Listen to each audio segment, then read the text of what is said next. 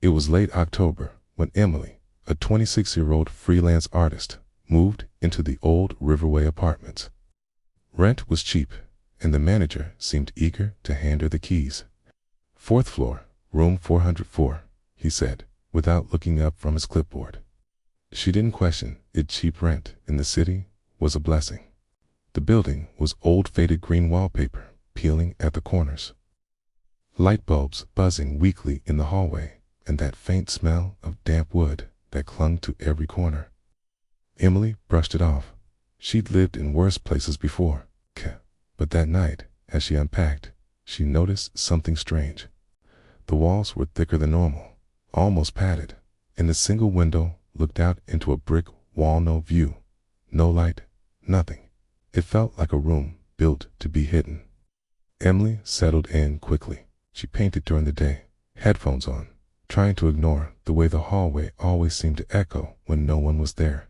On her second night, she heard knocking, soft, rhythmic, knock, knock. It came from the wall behind her bed, the one that should have been the outside wall. She laughed it off, thinking it was the pipes, or maybe her neighbors. But when she checked the floor plan online, her stomach tightened. Apartment 404 wasn't listed. The floor plan jumped from 403 straight to 405. She thought it was a typo. It had to be. Still, that night, she slept with the lights on. The next morning, Emily decided to ask the maintenance man about the strange noise. He was an older man named Frank, always carrying a ring of heavy keys. When she mentioned the knocking in her apartment number, his face drained of color. "You must be mistaken," he said quickly. "It's number 404 here." He turned away before she could say another word, walking down the hall faster than his old legs should have allowed. Emily stood there, confused, staring at the brass numbers on her door that clearly read 404. When she touched them, they felt cold, almost freezing. That night, the knocking didn't stop. It grew impatient, echoing through her bones like someone trapped on the other side, desperate to get out. By the third night, Emily started to lose sleep. She placed her ear against the wall where the knocking came from, trying to catch any sound between the knocks. For a moment, there was silence. Then she heard a breathing, slow, shaky inhale, followed by a ragged exhale just inches behind the wall. Her heart raced. She slammed her fist against it, shouting, "Who's there?" The knocking stopped. The next second, something whispered from behind the plaster, so soft she almost thought she imagined it. "You hear me now?" Emily stumbled back, terrified. She turned up her music, grabbed a blanket, and sat on the couch until morning light crept through the curtains. The following day, she went downstairs to confront the landlord in person. His office door was locked, but through the glass window, she could see the lights were on. She knocked once. No answer.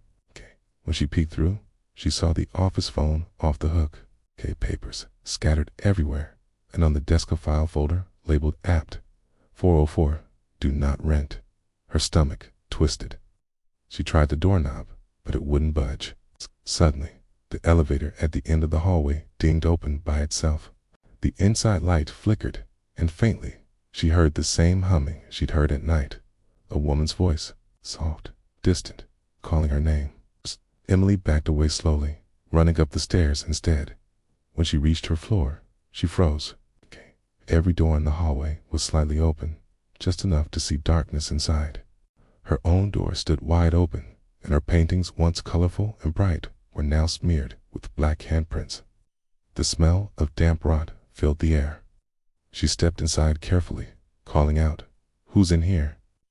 From the corner, her bedroom light flickered on and off. And the voice whispered again, louder this time, "You shouldn't have come." Emily's knees went weak as she watched a faint handprint appear on the mirror across the room, pressing from the inside of the glass. Panicking, she grabbed her phone and began recording, pointing it toward the mirror. "Who are you? What do you want?" she demanded, her voice trembling. The reflection began to ripple like water, and for a split second, she saw another version of herself standing behind her, a pale, sunken figure with dark eyes and a twisted smile. That the figure whispered something, but the recording glitched before she could hear it. The mirror cracked, splintering down the middle. Emily dropped her phone and ran for the door, but the handle twisted and locked itself. The whisper came again, right next to her ear this time. "You're staying." Over the next few days, the knocking grew louder, more deliberate. Sometimes it came from the ceiling, sometimes from inside the closet. Once, she woke up to the sound of faint humming, like a woman singing a lullaby through static. When she called the landlord to complain, he went silent when she mentioned 404. Finally, he muttered, "You shouldn't be in there," and hung up. Confused and terrified, Emily decided to visit her neighbor in 403. The woman who answered looked pale, exhausted. When Emily introduced herself, the woman's eyes widened. "No, they sealed that apartment years ago," she whispered. "No one lives in 404. Emily showed her the key and the lease, but the woman just shook her head. "If you can, leave before nightfall." That evening, when Emily returned, her apartment door was wide open. Inside, her paintings were slashed to ribbons. But it wasn't just vandalism on the wall above her bed. Written in black paint or blood were the words, "You're in my room." Emily stood frozen at the doorway, her heart pounding so hard it drowned out the sound of her own breathing. The air inside the apartment felt thick, heavy, like walking into a sealed box. Every step she took made the floor creak beneath her feet, the sound echoing unnaturally long. She reached for the light switch, but the bulb flickered once and died, leaving her in darkness. Only the faint light from the hallway spilled across the floor, illuminating the words on the wall. The paint, or whatever it was, seemed to glisten, wet and fresh. Emily stumbled backward, whispering to herself that it had to be a cruel prank, maybe the landlord's way of scaring her into leaving. But deep down, she already knew that no one else had a key. She locked the door and began checking every corner of the apartment. The closet was empty, the bathroom too. Yet, when she stood still, she could hear the soft hum again, now coming from somewhere below the floorboards. It rose and fell like a lullaby sung through water, words distorted, impossible to understand. Emily knelt and pressed her ear to the floor. The sound stopped. Then, suddenly, 3 sharp knocks came from beneath her. She jumped up and stumbled back, knocking over a lamp. Her reflection in the window caught her eye, and for a split second, she thought she saw someone else standing beside her. She decided to record everything on her phone, wanting proof of what was happening. She whispered into the camera, explaining what she'd found. When the faint sound of footsteps echoed from the hallway outside, they were slow, dragging, as if someone was walking barefoot on the old wood. She crept to the peephole and peered out. The corridor was empty, but the sound continued, now circling her door. She backed away, clutching her phone tightly. The footsteps stopped, and a low voice whispered from the other side, "You shouldn't be here." Her hands trembled as she called the police, but the line only hissed with static before cutting off. Then, from somewhere deep inside the apartment, a door slammed. Emily turned slowly, her pulse racing.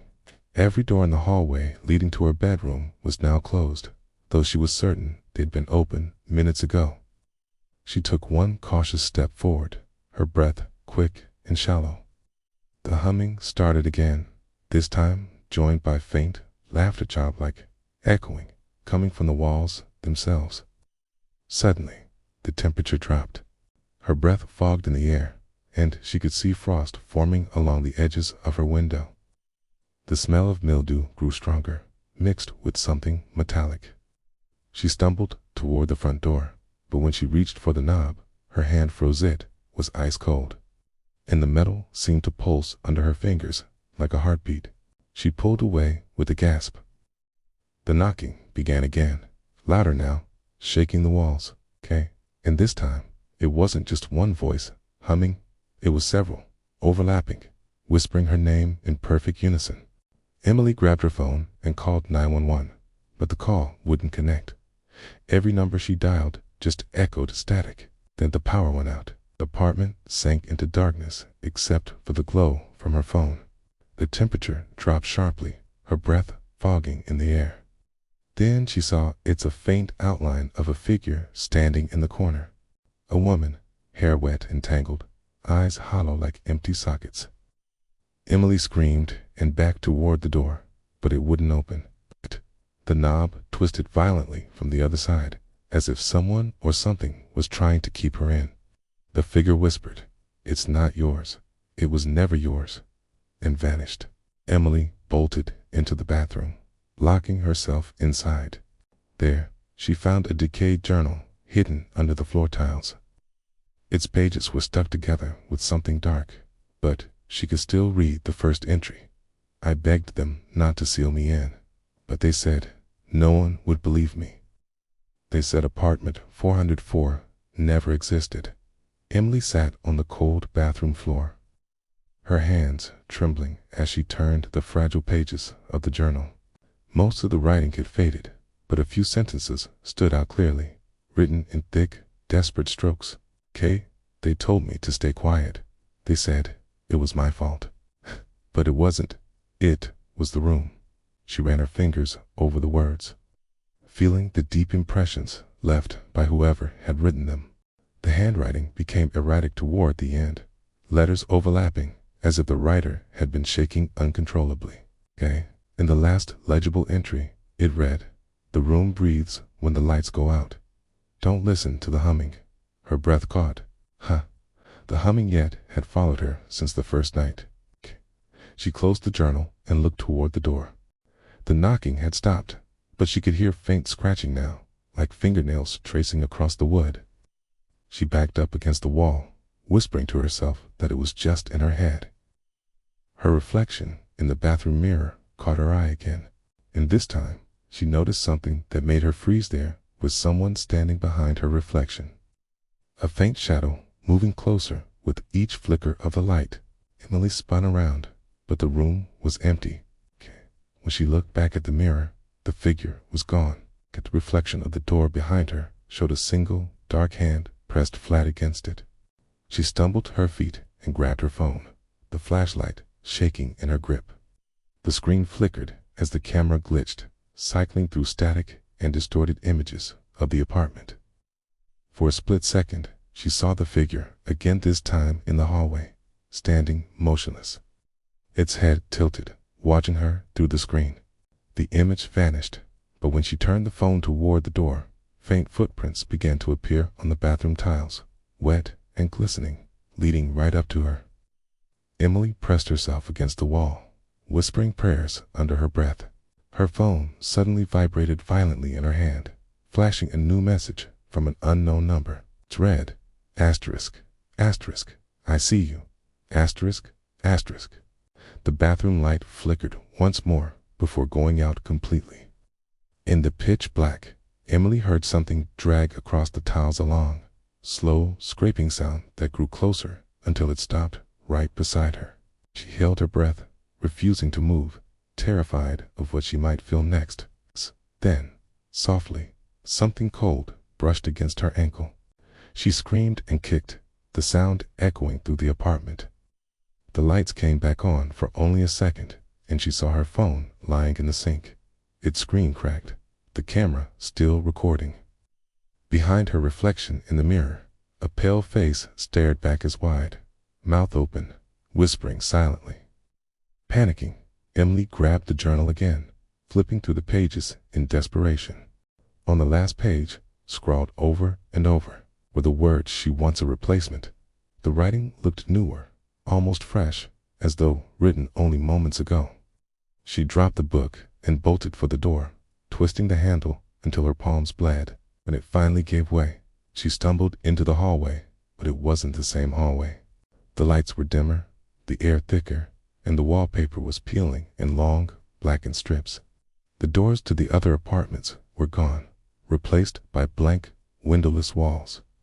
At the end of the corridor, she could see a faint red light flickering. She ran toward it, her bare feet slapping against the warped floorboards, the sound of whispers following her. The red light came from an elevator, its doors half open, creaking with every movement. She pressed the button repeatedly, praying it would close. Instead, the elevator jolted to life and the door slid open completely. Inside, the same figure from her apartment stood facing the corner. Sweat hair hung down over its face, and as Emily stared, it began to turn its head slowly toward her. The reflection of the red light glowed in its hollow eyes. The elevator dinged once, and before Emily could move, a hand shot out, gripping her wrist with impossible strength. She screamed, pulling back, but the hand wouldn't release. Her phone slipped from her grasp, clattering to the floor as the elevator doors began to close around her arm. The voice whispered again, right in her ear, "This time, you took my room." She yanked herself free, stumbling backward as the door shut with a metallic thud. For a moment, everything was silent. Then the elevator began to move on its own, the display above it flashing every floor number until it reached 404. The light turned off. The sound of screaming echoed from inside, followed by a dull, mechanical asterisk, ding, asterisk. The doors opened again, but the elevator was empty. Canley's phone lay at her feet, its recording still running. Emily realized she wasn't alone in the apartment. She was part of it. Every time she screamed, the walls seemed to breathe. The floorboards pulsed like a heartbeat. She tore at the walls, trying to find a way out, revealing layer after layer of wallpaper, till she uncovered a door, not the main door, smaller one, behind the plaster, nailed shut. She pried it open, revealing a narrow passage. On the other side, a room identical to hers, but older, rotting, frozen in time. A single chair sat in the middle, with a woman's skeleton still chained to it. In her bony hand was a key labeled 404. Emily heard the whisper again. "Closer now. You took my place." The walls started to close in. The floor cracked beneath her, and she felt herself sinking, falling into the dark. The last thing she saw before everything went black was her own reflection in the broken mirror, only it wasn't her face anymore. When Emily opened her eyes, she was lying on the floor of the old room, the air thick with dust and decay. Her head throbbed, and every breath tasted like metal. The chair with the skeleton was still there, but now the bones were gone, scattered across the floor as if something had dragged them away. The walls around her pulsed faintly, moving like living flesh. She tried to stand, but the floor beneath her feet rippled like water, and she fell again, her hands sinking into the wood as if it was soft clay. A low hum filled the room, vibrating through her body until her vision blurred. Then, somewhere in the distance, she heard footsteps, slow, deliberate, and coming closer. She turned toward the sound and saw a dim light flicker from the doorway she'd come through. A shadow stretched across the floor, long and thin, bending unnaturally as it approached. Emily crawled backward, but the door slammed shut behind the figure before she could move. It stood there for a long moment, silent, before whispering her name. The voice sounded like hers, only deeper, distorted, as if spoken underwater. "Emily, you shouldn't have opened it." The figure stepped closer, and for the first time, she saw its face. It was her same clothes, same eyes, but her skin was pale gray, her mouth twisted into a broken smile. The double crouched beside her, tilting its head like a curious child. "You don't remember me, do you?" it whispered. "You moved in, but you never left." Emily shook her head violently, tears forming in her eyes. The thing smiled wider, revealing cracked teeth. "This room needs someone.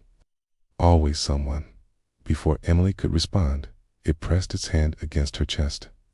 Her body froze, her breath stopping midair. The walls began to pulse faster, the heartbeat sound growing louder until it filled her head. The double leaned close, whispering, "It's your turn now." Emily gasped as the room erupted in blinding light. She found herself standing again, but everything was different. The room looked clean, freshly painted, as if nothing had ever happened. Sunlight filtered through the window, and her belongings were neatly arranged where they should be.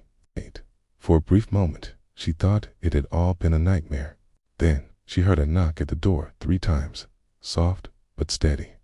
She opened it to find a young couple standing outside, holding moving boxes. The woman smiled. "Hi, we were told this was apartment 404. We're the new tenants." Emily's mouth went dry. She tried to speak, but no sound came out. She looked down and realized her hands were translucent, faintly glowing. The couple walked past her as if she wasn't there, laughing and chatting about how affordable the rent was. Emily followed them into the living room, shouting, waving, but they didn't see her. The air around her began to thicken, the walls darkening again. The woman set down a box and frowned, looking around. "Do you hear that?" she asked her husband. A faint humming echoed through the apartment. Emily tried to scream, but the sound only came out as a soft whisper, blending perfectly with the hum. She ran to the mirror, desperate to see herself, and what stared back wasn't her own reflection, it was the pale, lifeless version she'd seen before. Her reflection smiled and whispered, "Welcome back." Emily's hands slammed against the glass, but the surface didn't break. Instead, her reflection reached out from inside, pressing its palm against hers. The cold seeped through, freezing her skin. The humming grew louder, filling every corner of the apartment.